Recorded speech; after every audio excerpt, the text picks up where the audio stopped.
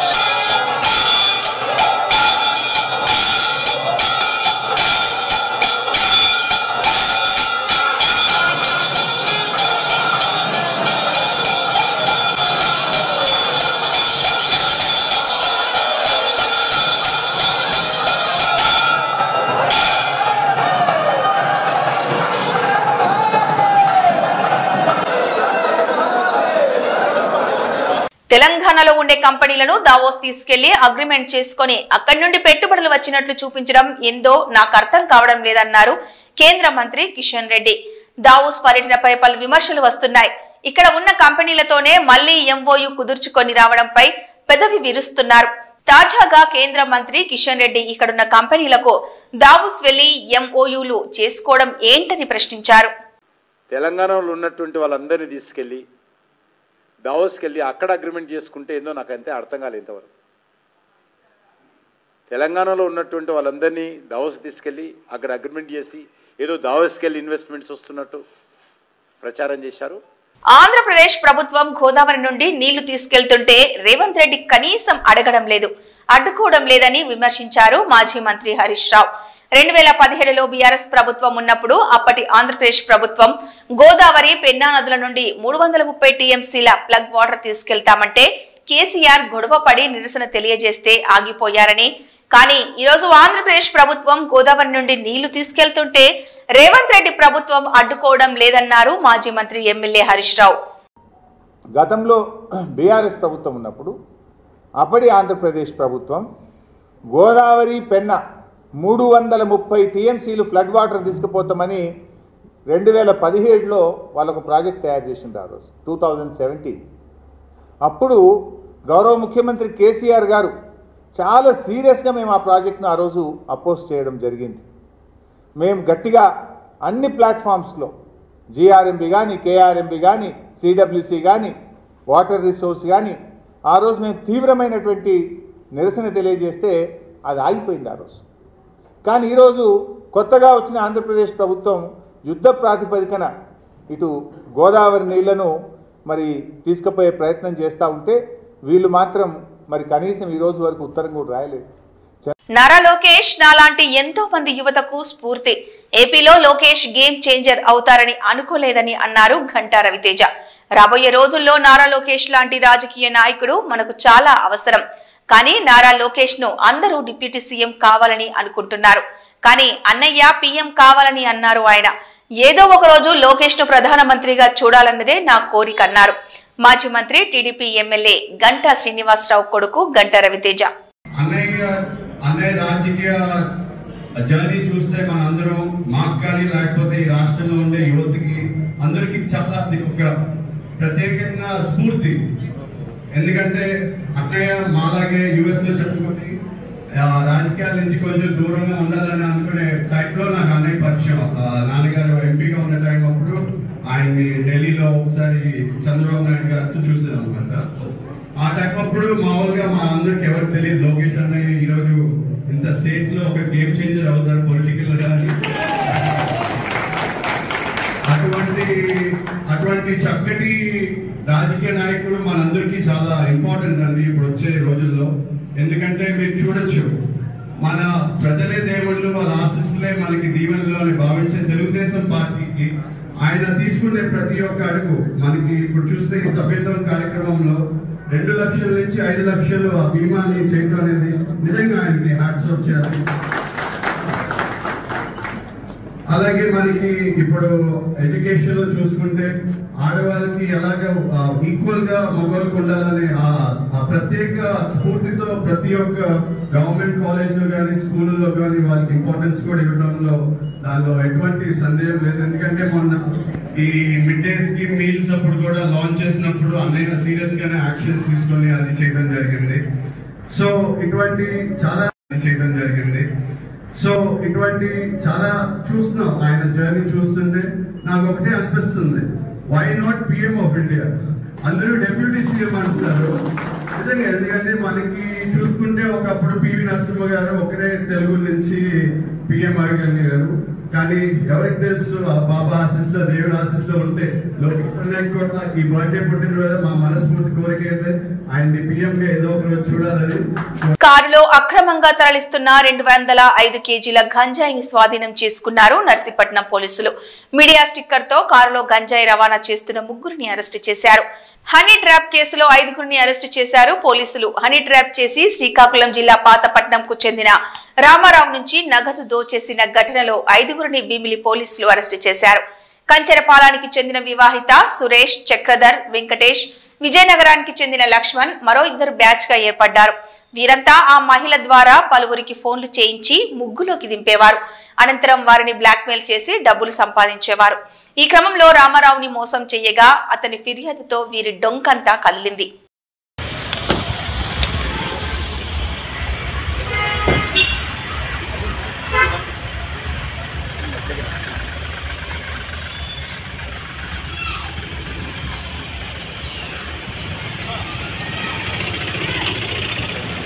IT సోదాలపై స్పందించారు నిర్మాత దిల్ రాజు. వ్యాపారాలు చేస్తున్నప్పుడు తనిఖీలు సర్వసాధారణమని, అకౌంట్స్ తనిఖీ చేసి స్టేట్మెంట్స్ తీసుకున్నారని అన్నారు. ఐటీ రైట్స్ జరిగినప్పుడు మా దగ్గర 20 లక్షల లోపే ఉంది. సినీ నిర్మాణంలో ఉన్నందున అన్ని తనిఖీ చేశారు. తనిఖీల తర్వాత ఐటీ అధికారులే ఆశ్చర్యపోయారు. మా లావాదేవీలన్నీ క్లియర్ గా ఉన్నాయని అన్నారు దిల్ రాజు. డబ్బులు, డాక్యుమెంట్లు ఏవీ స్వాధీనం చేసుకోలేదని, ఫిబ్రవరి 3న విచారణకు రావాలని నోటీసులు ఇచ్చారని తెలిపారు నిర్మాత దిల్ రాజు. దావోస్ పర్యటన గురించి ప్రజలకు వివరించడం ఒక బాధ్యతగా అనుకుని ఆ వివరాలను తెలియజేస్తున్నా అని అన్నారు ఆంధ్రప్రదేశ్ సీఎం నారా చంద్రబాబు. 1995లో మొదటిసారి సీఎం అయిన దగ్గర నుంచి 1997లో దావోస్ కు వెళ్లి ఏపీ బ్రాండ్ గురించి వివరించడం మొదలు పెట్టానని అన్నారు చంద్రబాబు. దావోస్ పర్యటన తర్వాత జరిగిన విషయాలు ప్రజలకు చెప్పడం ఒక బాధ్యతగా నేను ఎప్పుడైనా తీసుకుంటున్నాను. ఈరోజు దావోస్ అనేది నాకు కొత్త కాదు. ఈ దేశంలో ఫస్ట్ టైం దావోస్కి వెళ్ళాలి అనేది నిర్ణయించింది నేనే. ఒక ట్రెండ్ సెట్ చేశాను. మొట్టమొదటిసారిగా 95లో ముఖ్యమంత్రి కావడం, 97 నుంచి దావోస్కి రెగ్యులర్గా వెళ్ళడం, ఆర్థిక సంస్కరణలు 91 వచ్చాయి. ఇంటర్నెట్ రెవల్యూషన్ ఎర్లీ 90sలో అంటే 1995 మధ్యలో వచ్చాయి. అక్కడి నుంచి 97 నుంచి నేను 95 ముఖ్యమంత్రి అవుతానే దావోస్కి వెళ్ళడం మొదలుపెట్టాను.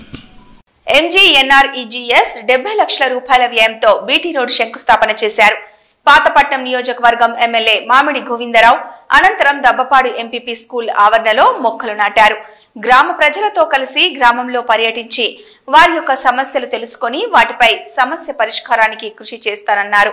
ఈ కార్యక్రమంలో మండల ఎన్డీఏ కూటమి నాయకులు, కార్యకర్తలు, గ్రామ ప్రజలు తదితరులు పాల్గొన్నారు.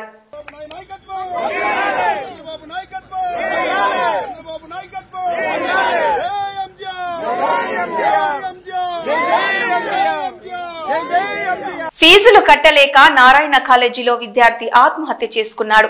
వేధించిన యాజమాన్యంపై నారా చంద్రబాబు నాయుడు చర్యలు తీసుకోరా? దీనిపై కూడా పవన్ కళ్యాణ్ సారీ చెప్పమంటారేమో. అమ్మ ఒడి తల్లికి వందనం అందరికీ ఇస్తామని చెప్పి ఎగ్గొట్టినందువల్లే ఇలా జరిగిందన్నారు మాజీ మంత్రి సీదిరి అప్పలరాజు. మాజీ ముఖ్యమంత్రి వర్యులు శ్రీ వైఎస్ జగన్మోహన్ రెడ్డి గారు ప్రతి పార్లమెంటు నియోజకవర్గంలో కూడా ఒక మెడికల్ కాలేజీ, ఒక ప్రభుత్వ మెడికల్ కాలేజీ ఉండాలన్న ఉద్దేశంతో 17 మెడికల్ కాలేజీలని మంజూరు చేయటం, మరి ఆయన హయాంలోనే అంటే 23-24 ఇయర్కి ఒక 5 మెడికల్ కాలేజీలు ప్రారంభించి మెడికల్ సీట్స్ కూడా ఇవ్వటం జరిగింది. నెక్స్ట్ ఇయర్ అంటే 24-25కి ఒక 5 మెడికల్ కాలేజీలు ప్రారంభించే విధంగా నిర్మాణాలని నియర్ కంప్లీషన్ స్టేజ్కి తీసుకొని రావటం జరిగింది. ఆ నెక్స్ట్ ఇయర్ అంటే 25-26కి మరొక 7 కాలేజీలు, 7 ప్రభుత్వ మెడికల్ కాలేజీలు ప్రారంభించే విధంగా చర్యలు తీసుకోవటం జరిగింది. మరి మొన్ననే ప్రభుత్వం మారింది, మన అందరం చూసాం.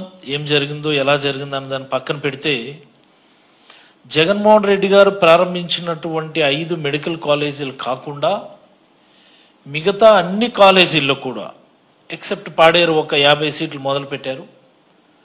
వాటన్నిటి నిర్మాణాలను కూడా స్టాప్ చేసి ఆ నిర్మాణాలు పాడవకుండా సేఫ్ లెవెల్ క్లోజర్ చేయాలని, అంటే ఆ పర్టికులర్ కాంట్రాక్టర్స్ ఎవరైతే ఉన్నారో వాళ్ళతో మాట్లాడి నిర్మాణాలు పాడవకుండా అవసరమైనటువంటి తాత్కాలిక నిర్మాణాలను పూర్తి చేసి సేఫ్ లెవెల్ క్లోజర్ చేసి వాటన్నిటినీ కూడా ప్రైవేట్ వాళ్ళకి అప్పచెప్పేయాలన్నటువంటిది ఆ జీవో యొక్క సారాంశం.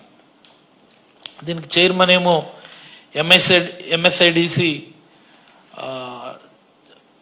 ఎండి ఏపీ ఎంఎస్ఐడిసి ఎండి చైర్మన్గా ఉంటారన్నటువంటిది దాని జీవోకి సంబంధించినటువంటి సారాంశం. దీన్ని గొప్పగా ఈనాడులో కూడా రాశారు. సేఫ్ క్లోజ్ వ్యయం 100 కోట్లు, సేఫ్ క్లోజ్కి సిఫారసు చేస్తూ ఇది వీళ్ళు తీసుకున్న నిర్ణయం కాదు. మొన్న ఆగస్టులో గౌరవ ముఖ్యమంత్రి గారు తీసుకున్నటువంటి రివ్యూలో ఆగస్టు 12వ తేదీన నారా చంద్రబాబు నాయుడు గారు ముఖ్యమంత్రి హోదాలో రివ్యూ తీసుకొని ఆ నిర్మాణాలన్నీ నాపేయండి, సేఫ్ క్లోజ్ చేయండి, ప్రైవేట్ వాళ్ళకి అప్పచెప్పేద్దాం, పీపీపీ మోడల్లో వాటిని టేకప్ చేద్దామని చెప్పి ఆయన చెప్పినారట. దానికి అనుగుణంగా ఈరోజు ఒక జీవో ఇవ్వటం జరిగింది. నేను అడుగుతా ఉన్నా, ఈ రాష్ట్ర ప్రజలందరూ కూడా తెలుసుకోవాల్సినటువంటి అంశం ఇది. ఈ రాష్ట్రంలో మెడికల్ విద్య అభ్యసించాలని, డాక్టర్ కావాలని కలలుగనేటటువంటి ప్రతి పేద విద్యార్థి కూడా తెలుసుకోవాల్సినటువంటి అంశం.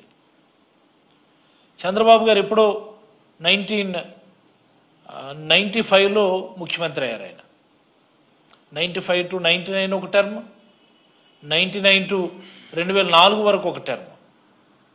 ఇదే కదా పాయింట్. అంటే 14.5 సంవత్సరాలు ఆయన ముఖ్యమంత్రిగా చేశారు. ఆయన ముఖ్యమంత్రి 14.5 సంవత్సరాలు ముఖ్యమంత్రిగా చేసిన సమయంలో ఒక్కటంటే ఒక్క ప్రభుత్వ మెడికల్ కాలేజీలు ఆయన ఏమైనా మంజూరు చేశారా? ఆయన దిగిపోయే టైంకి 2004లో దిగిపోయే టైంకి ఈ రాష్ట్రంలో 11 గవర్నమెంట్ మెడికల్ కాలేజెస్ ఉంటే 11 గవర్నమెంట్ మెడికల్ కాలేజీల్లో ఒక్కటి కూడా చంద్రబాబు హయాంలో మంజూరు చేసినటువంటిది కాదు. అంటే చంద్రబాబు గారికి ప్రభుత్వ మెడికల్ కాలేజీల మీద ఉన్నటువంటి ఆసక్తిని ఈ సందర్భంగా నేను తెలియజేస్తా ఉన్నాను. ఎవరికైనా ఎలాంటి దౌర్భాగ్యమైన రికార్డు ఉందా? ఈ దేశంలో ఏ ముఖ్యమంత్రి అయినా తన హయాంలో కనీసం 1-2 ప్రభుత్వ మెడికల్ కాలేజీలు ఉంటే నా పేరు చిరస్మరణీయంగా మిగులుతుందని ఎవరన్నా అనుకుంటారు. చూసారా, ఆయన 14.5 ఏళ్ల కాలంలో ఒక్కటంటే ఒక్క గవర్నమెంట్ మెడికల్ కాలేజీలు ఇవ్వలేదు ఆయన. At the same time 18 private medical కాలేజీలు వస్తే ఆయన టెన్యూర్లో అవుట్ ఆఫ్ 18 12 ప్రైవేట్ మెడికల్ కాలేజీలకు సంబంధించినటువంటి అనుమతులు ఆయనే ఇచ్చినాడు. ఆయన అంటే ప్రైవేట్ మీద ఆయనకు ఉన్నటువంటి ఆసక్తికి అది ఒక చిన్న నిదర్శనం. ఏమిటి చంద్రబాబు గారు, నాకు అర్థం కాదు, మీ హయాంలో ఒక్కటంటే ఒక్క గవర్నమెంట్ మెడికల్ కాలేజ్ ఇవ్వలేదు. మీ తర్వాత వచ్చినటువంటి రాజశేఖర రెడ్డి గారు రిమ్స్ మెడికల్ కాలేజీలో, Rajiv Gandhi institute of medical sciences అని శ్రీకాకుళంలోను, ఒంగోలులోను, కడపలోను, మరి అలాగనే అనంతపురంలో ఒక గవర్నమెంట్ మెడికల్ కాలేజ్, వీటన్నిటిని ఇచ్చారు ఆయన. రైతు భరోసా, ఇందిరమ్మ ఆత్మీయ భరోసా, కొత్త రేషన్ కార్డుల మంజూరు వంటి 3 ప్రతిష్టాత్మక సంక్షేమ పథకాలకు శ్రీకారం చుట్టబోతున్న నేపథ్యంలో ఆ పథకాల అమలు, అర్హులైన ప్రతి లబ్ధిదారుడికి పథకం అందేలా కార్యాచరణపై అందుబాటులో ఉన్న మంత్రులు ఆయా శాఖల ఉన్నతాధికారులతో ఈరోజు ఇంటిగ్రేటెడ్ కమాండ్ కంట్రోల్ సెంటర్లో సమీక్ష నిర్వహించడం జరిగిందని అన్నారు ముఖ్యమంత్రి రేవంత్ రెడ్డి. రోడ్డు భద్రతపై అవగాహన ప్రచారంలో భాగంగా రోడ్ సేఫ్టీపై 3K రన్ అవేర్నెస్ క్యాంపెయిన్ చేపట్టారు. ఈ కార్యక్రమానికి మంత్రి సీతక్క పాల్గొన్నారు. భారతదేశంలో రోడ్డు ప్రమాదాల కారణంగా గంటకు సగటున 17 మంది చనిపోతున్నారని, రోడ్డు ప్రమాదాలను అరికట్టేందుకు రోడ్డు భద్రతా చర్యలు చేపట్టాలన్నారు సీతక్క.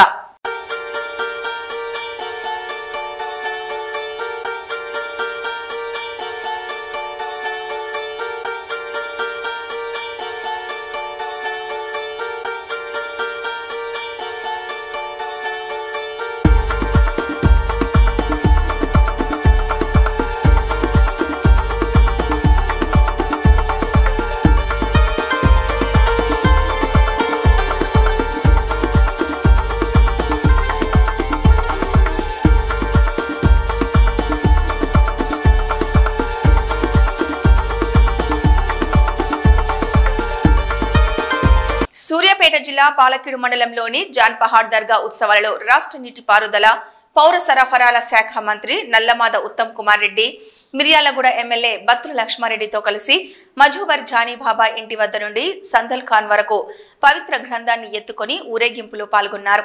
అనంతరం దర్గాలో ప్రత్యేక ప్రార్థనలు నిర్వహించారు. ఈ కార్యక్రమంలో RDO Srinivasulu, DSP Sridhar Reddy, Neredu Chellam market committee chairman Bellakonda Vijayalakshmi, Narasimharao, Waqf board chairman Azmathulla Hussaini, మాజీ ఎంపీపీ గోపాల్, జడ్పీటీసీ మోటీలాల్, ముజావర్ జానీబాబా, షేక్ సైదా, గ్రామ పెద్దలు తదితరులు పాల్గొన్నారు.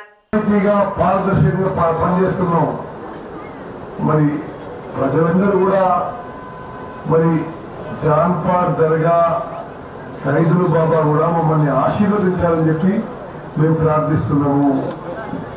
ఈ ప్రభుత్వాన్ని ఆశీర్వదించాలి. ముందు ముందు కూడా ఈ ప్రజలకి మరింత సేవ చేసే విధంగా మమ్మల్ని ఆశీర్వదించాలి, మాకు బలం చేకూర్చాలని చెప్పి కోరుకుంటున్నాం. మీడియా మిత్రులు మీరు తెలిసి ఆశ్చర్యపోతారు. భారతదేశంలో 29 రాష్ట్రాల కంటే ఎక్కువ, ఉమ్మడి ఆంధ్రప్రదేశ్లో 23 జిల్లాల కంటే ఎక్కువ, తెలంగాణలో టీఆర్ఎస్ ప్రభుత్వంలో హయాంలో కంటే 10 కంటే ఎక్కువ మొన్న వానాకాలం పంట రికార్డు స్థాయిలో 155 లక్షల మెట్రిక్ టన్నులు పండింది. ఈ రబీ పంటలో మా అంచనా మేరకు 100 లక్షల మెట్రిక్ టన్నులు రాబోతుంది. పండిన పంట ప్రతి గింజ మేము ఎంఎస్పీ కొనుగోలు చేసినాము. పండిన ప్రతి సందర్భానికి మేము హామీ ఇచ్చినట్టుగా 500 రూపాయలు బోనస్ ఇచ్చినాము. రబీ కూడా సన్న రకాలకి బోనస్ ఇవ్వబోతున్నాము. మరి ఈ జాన్పాడ్ దర్గా సైదుల్ బాబా గారు మమ్మల్ని ఆశీర్వదించాలి. రేషన్ కార్డులు అందరికీ ఈ రాష్ట్రంలో అందరికీ ఇచ్చి ఆ తర్వాత ఇప్పటిలాగా గతంలో లాగా దొడ్డు రకాల రేషన్ ఇచ్చి కోల్డ్ గ్రెయిన్స్ ఇచ్చి అది కోళ్ల ఫారాలకి, బియ్యాల కంపెనీలకి, రైస్ మిల్లర్లు పాలిష్ చేసి ఎక్స్పోర్ట్ చేయడానికి కాదు, అందరూ తినే విధంగా ఉచితంగా 6 కిలోల సన్నబియ్యం పెడుతున్నాము. కొంతమంది సపోర్ట్ కొట్టలేదు. యాదగిరిగుట్టలో పాన్ బ్రోకర్ యజమాని బోర్డు తిప్పేసిన వైనం శుక్రవారం వెలుగులోకి వచ్చింది. పట్టణంలోని జై భవానీ పాన్ బ్రోకర్ యజమాని 2 రోజులుగా షాప్ తెరవకపోవడం, ఫోన్ స్విచ్ ఆఫ్ రావడంతో బాధితులు షాప్ వద్దకు వెళ్లి తీవ్ర స్థాయిలో ఆందోళన వ్యక్తం చేశారు. యాదగిరిగుట్ట పట్టణంతో పాటు మండల వ్యాప్తంగా చాలా మంది ప్రజలు ఈ షాపు నిర్వాహకుడి వద్ద బంగారం కుదువపెట్టి డబ్బులు తీసుకెళ్లినట్టు చెబుతున్నారు. అలా సుమారు 5 కోట్లకు పైగా స్థానికులు బంగారాన్ని తాకట్టు పెట్టినట్లు బాధితులు వెల్లడిస్తున్నారు. దీంతో పాటు దుకాణం యజమాని ప్రజల నుంచి అప్పులు కూడా చేసినట్టు స్థానిక ప్రజలు ఆరోపిస్తున్నారు. అప్పులిచ్చిన బాధితులు సైతం దుకాణం వద్దకు వచ్చి ఆవేదన వ్యక్తం చేస్తున్నారు. గురువారం నుంచి ఫోన్ స్విచ్ ఆఫ్ రావడంతో బాధితులు షాప్ దగ్గరికి వెళ్లి ఆందోళన చేస్తుండగా పట్టణ పోలీసులు ఘటనా స్థలానికి చేరుకున్నారు. బాధితులు పోలీస్ స్టేషన్లో ఫిర్యాదు చేయాలని, ఫిర్యాదు మేరకు విచారణ చేపడతామని పోలీసులు బాధితులకు వెల్లడించారు. ఈ రోజు జై భవానీ జ్యువెలర్స్ సంబంధించి జితేందర్ అనే వ్యక్తి ఇక్కడ స్థానికంగా కొంతమంది దగ్గర నుంచి డబ్బులు వసూలు చేసుకొని పరారేయని చెప్తున్నారు. ఇక్కడికి వచ్చిన తర్వాత ఇక్కడ షాప్ దగ్గర చాలా మంది జనాలు గుంపుకుంటే బాధితులు ఉంటే వాళ్ళకి చెప్పడం జరిగింది, క్లియర్ చెప్పడం జరిగింది. మీ దగ్గర ఎటువంటి రిసిప్ట్స్ ఉన్నా కూడా ఈ నగదుకు సంబంధించి రిసిప్ట్స్ ఉంటే తీసుకొచ్చేసి కంప్లైంట్ ఇచ్చేసినట్టు ఖచ్చితంగా దర్యాప్తు చేసేసి ఒక టీము 2-3 టీమ్స్ ఫామ్ చేసేసి మేము వాటిని ఎట్టి పరిస్థితుల్లో పట్టుకోవడం జరుగుతుంది. కొంతమంది అంటే ఇంట్లో రకరకాలు ఉన్నాయి. కొంతమంది దగ్గర అధిక వడ్డీ ఆశించే వాళ్ళు కొంతమంది అతనికి డబ్బులు ఇచ్చి తెలుస్తుంది, కొంతమంది బంగారం కొలువ పెట్టి డబ్బులు తీసుకుని తెలుస్తుంది. ఇట్లా రకరకాల కంప్లైంట్స్ ఉన్నాయి కాబట్టి ఆ కంప్లైంట్స్ ఏవి కూడా ఇంతవరకు కేసుకు రాలేదు. ఇక్కడ బాధితులు చెప్పడం జరిగింది, ఇప్పుడే చెప్పడం జరిగింది. కంప్లైంట్ ఇచ్చినట్టు ఖచ్చితంగా పట్టుకొని అతను పట్టుకొని ఆ అమౌంట్ ఏదైనా కూడా రికవరీ చేసి ఖచ్చితంగా బాధితులకు న్యాయం చేస్తారు. వస్తుంది అనేది ఇంకేం తెలీదు, ఎంత అమౌంట్ ఏంటని తెలీదు. అంటే ఇక్కడ రకరకాలుగా చెప్తున్నారు, సుమారు 1 కోటి రూపాయలు నుంచి 5 కోట్ల రూపాయలు చెప్తున్నారు. వాళ్ళు చెప్పడమే కానీ మనకి రేపు వాళ్ళకి ఫీల్డ్ మీద వాళ్ళ రిసిప్ట్ కానీ చూస్తే కానీ మనకి ఇంత అమౌంట్ అనేది చెప్పలేదు. బులెటిన్ ముగించే ముందు ముఖ్యాంశాలు మరొకసారి. నేత్రపర్వంగా శ్రీకాళహస్తిలో జ్ఞాన ప్రసూనాంబ తిరుచి వాహన సేవ, అధిక సంఖ్యలో పాల్గొన్న భక్తులు. తెలంగాణలో ఉన్న కంపెనీలకు దావోస్ లో ఎంఓయూలు కుదుర్చుకోవడం ఓ విచిత్రం, కేంద్ర మంత్రి కిషన్ రెడ్డి విమర్శ. గోదావరి నీళ్లు ఏపీకి తీసుకుపోతుంటే రేవంత్ ఎందుకు ప్రశ్నించడం లేదు, రేవంత్ కు మాజీ మంత్రి హరీష్ రావు సూటి ప్రశ్న. నారా లోకేష్ ఎంతో మంది యువతకు స్ఫూర్తి. లోకేష్ డిప్యూటీ సీఎం కాదు, దేశానికి పీఎం కావాలి. గంటా రవితేజ సంచలన వ్యాఖ్యలు. ఇవి ఈనాటి వార్తా విశేషాలు. మరో బులెటిన్ లో మళ్ళీ కలుద్దాం. నమస్కారం.